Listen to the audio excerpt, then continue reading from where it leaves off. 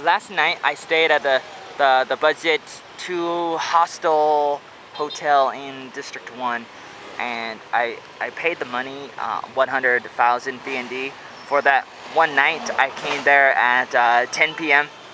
and I stayed there. First I had a trouble with the power outlet, and I needed to find a place. And so you paid the money just for the bed, not for a room. And so in the room there was these triple bunk beds, and there was about 16 of them back to back in the room. The room is full of bunk beds, 3 beds per bunk, and so you could fit like 16 people in the room in the hostel.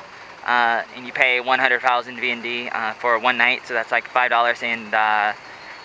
And I needed a power outlet, and then I talked to the guy. He didn't understand at first because he's Vietnamese, but then he understood, and he told me where to go. So I plugged in my laptop, and it was like near my bed, but I had to like extend it, like because the power outlet is above the lockers on the other side, so it has to go across the room from one wall and across the room, and so it's up high, so people have to duck their head to go under the cord, and that is if you're really tall. You have to duck your head because the cord is going through the room. And then I had a trouble when I bumped it, and I restarted my my laptop because my laptop doesn't have a battery. The battery is broken.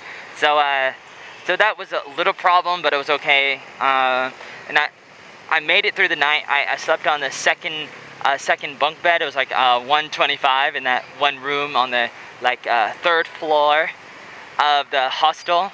And on the first floor, the ground floor, there's like a new cafe there that didn't used to be there like the first time. And this is like my my third or fourth time being here, and every time you're there you get a discount, so it costs less. First it's like 110,000 or something, and then the next time it's like 105,000, and the next time it's like 100,000, and then soon it goes down to like maybe 90,000. And so it was okay. But see, like in the morning I wake up and I go to get my passport, and I go to Teach English in the Gapap district. So I try to go for my passport, and the man, he says, "Oh, did you pay?" And like he forgot that I already paid last night, and I was a little upset because he should have known. And then I went to the park. Like the parking lot is in the 23-9 park. There's a parking lot there underground, and so I go there. It's like an overnight parking for motorbikes and also for bicycles, and I already paid last night, and I paid like a 4,000 VND. But then the lady, she asked for money. She says, "Oh, 4,000 VND," and I was like, "I already paid," and it's only like, she said, "Well, it's 6,000 overnight," and I said, "Well, the guy told me last night it's 4,000. It's 6,000 after 10 hours, but it's only been 8 hours." And then, she's like, she really wants the money. But then the guy that I was talking to, he was there, so he remembered, and he said, "Okay, you're okay." Because I came in at 10 p.m. and now it's only like 7 a.m. So that's only 9. So that's like, what is that? 7 plus 2, 9 hours. 9 hours. So it's almost, it's almost 10 hours. But it's actually only 9.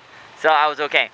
But I was a little upset because they're trying to get more money from me. And not a lot of money, but it's just integrity is important, honesty is important. So then I went to teach English to a lady in her room in the Gaba district, and it was okay because she's been learning from me like twice a week for the past few weeks, maybe 2 months or so. But then like she wants to go, and she plans to work in a hotel in September. Early in September, she's gonna work in a hotel in District 1, and so that's in like maybe in a few days, because right now it's the 29th of August 2014. It's Friday morning. Right now it's Friday morning.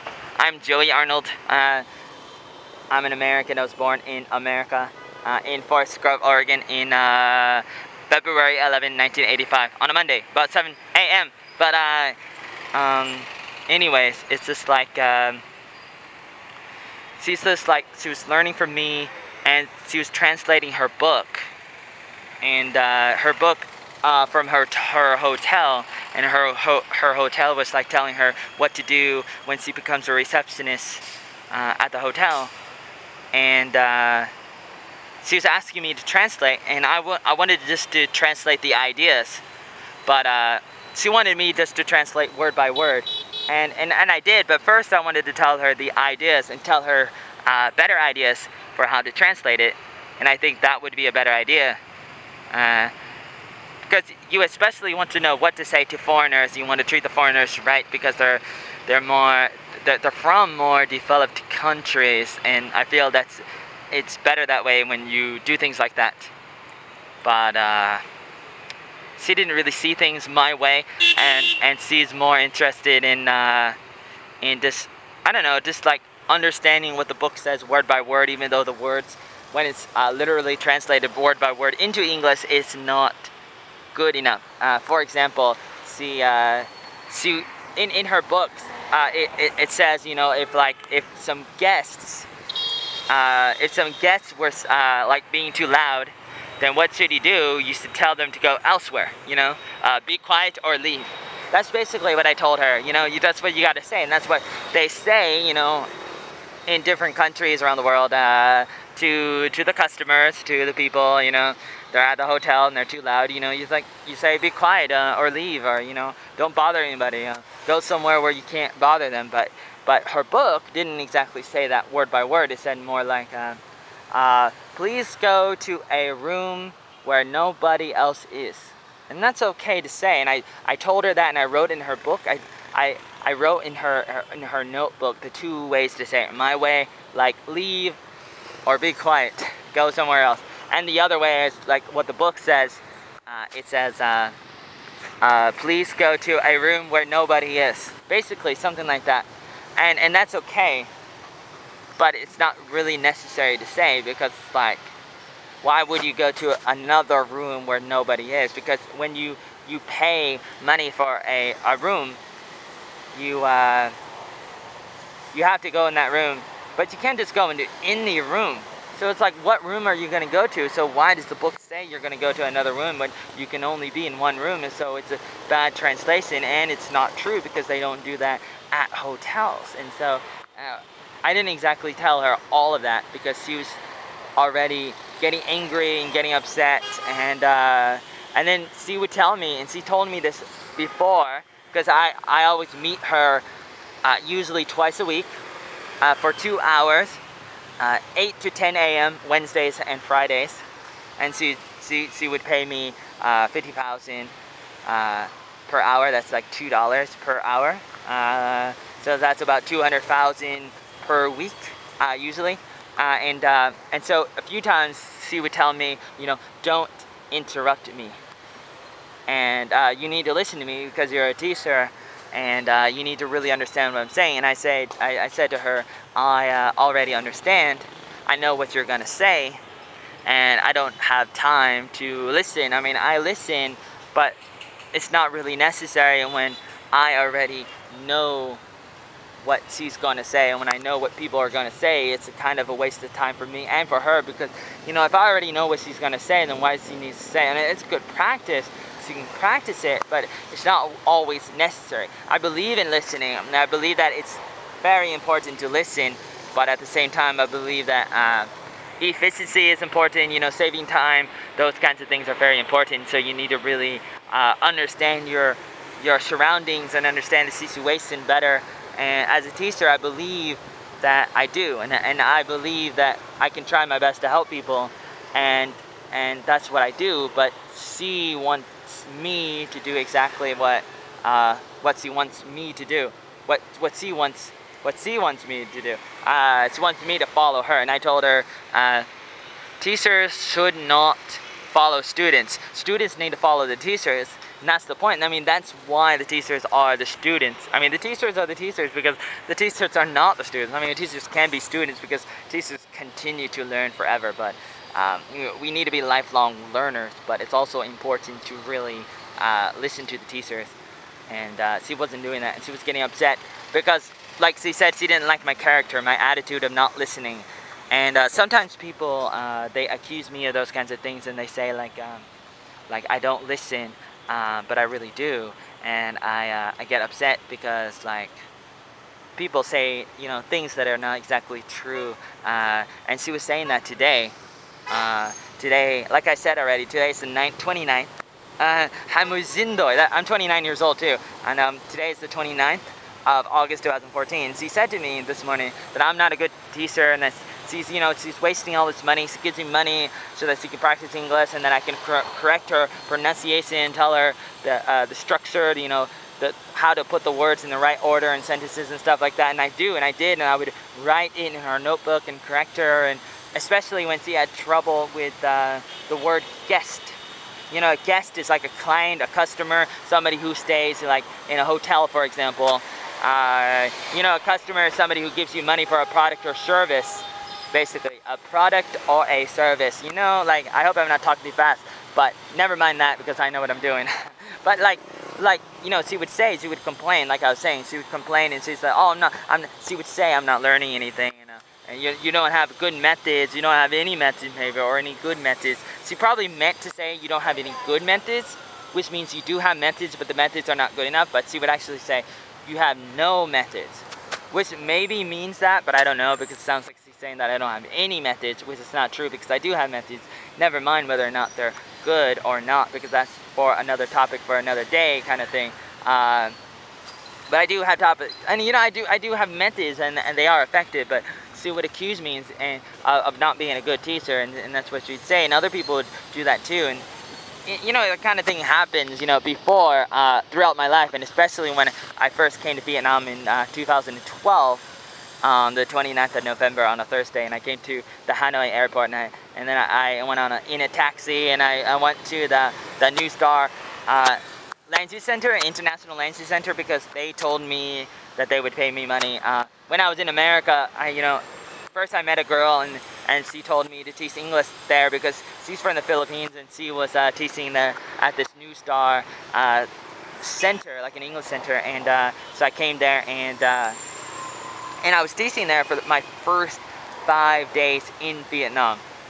You know, like, I'm from America, and I come to Vietnam, and I went to the center because they told me they would pay me $1,000 for the first month, and so I went there, and I was teaching her for 5 days, and then the director doesn't know English, but maybe he was like a manager, and the real owner is somewhere else, and I never met him. Maybe, I don't exactly know, but basically it's like he didn't know this guy, like a manager or a director. He didn't know English, and he would use Google Translate to talk to me, to have conversations when he talked to me in person and in email. And so he didn't know English, and he needed a translator, and then he needed to evaluate me, and he needed to you know, interview me, which is kind of hard to do, because how can he evaluate me when he doesn't know English? You know, how does he know if I'm good at English if he doesn't know English himself? But he did, or he tried, because he didn't really do it, but he thought he did. And he interviewed me. He was evaluating me from a class. Like, he said to me, basically, like, through a translator, he said that I would teach a class, and he would watch me, observe me teach a class. You know, you'd think there would be a class with like 10 or 20 or 30 students, but there was only one student, and the student was him. So he was the student and the evaluator, and so I would teach him, and I did that one time for the interview, and it was like my fourth day in Vietnam, and I was teaching him like a tutor, because he was the only one in the room. And you know, you could be a teacher when you have 2 or more students, but if you only have about 1 student, you are a tutor. And so so that's what I was doing. I was really trying to teach him English, and I wanted him to learn more English.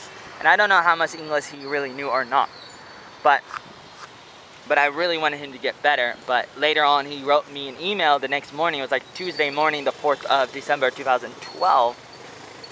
He said, "You're not good at English. You don't know how to teach English. You're just a tutor." And I say, you know, of course I was a tutor, because you're the only one in the classroom. How can you evaluate me if I'm the only one in the you know, if you're the only one, I'm the only one, I'm the only teacher, you're the only student, how can you really do that? How can you really, you know, say that you understand if I'm good or not if you don't really like understand English yourself? I mean, I guess to some extent you can evaluate people and you can figure out they're good as a teacher or maybe other job positions as well to some extent, even if you're not good at it yourself, because that's what bosses and, you know, employers need to do that to some extent. The owners, you know, the people in charge, the parents, the leaders, they need to be able to, you know, do that because they don't know everything, because they kind of know some things a little, and so they can help coordinate those kinds of things, but not completely and not totally. And so that's the thing, is it's just kind of sad when people think they know what they're saying, but they don't really know what they're saying, kind of thing. And I just get a little upset. So I wanted to make this video just to talk about the situation. I could like maybe make a status update and talk about this, and I've done that in the past where I talk about all my problems, and then I get a lot of drama on Facebook and Couchsurfing and possibly other websites, and even in emailing people, and I've emailed people about situations where people mistreat me and there's misunderstandings and bad things happen. And I'm not here to say that I'm completely perfect and that I never make mistakes, but I like people to understand situations and to understand things, history, because if we don't understand history, we can't really get better, we can't improve upon our life in developing. You know, you want a society that continues to develop and stuff, but we have to learn from the past, not to really to dwell in the past and to live in the past or in the future in La La Land, in a dream world. We need the right balance of the three places of the past and the future and the present. But we really do need to learn from the past so that we don't make the same mistakes again. And it's very important not to forget about the past. But too often people say, well, you need to forget about it.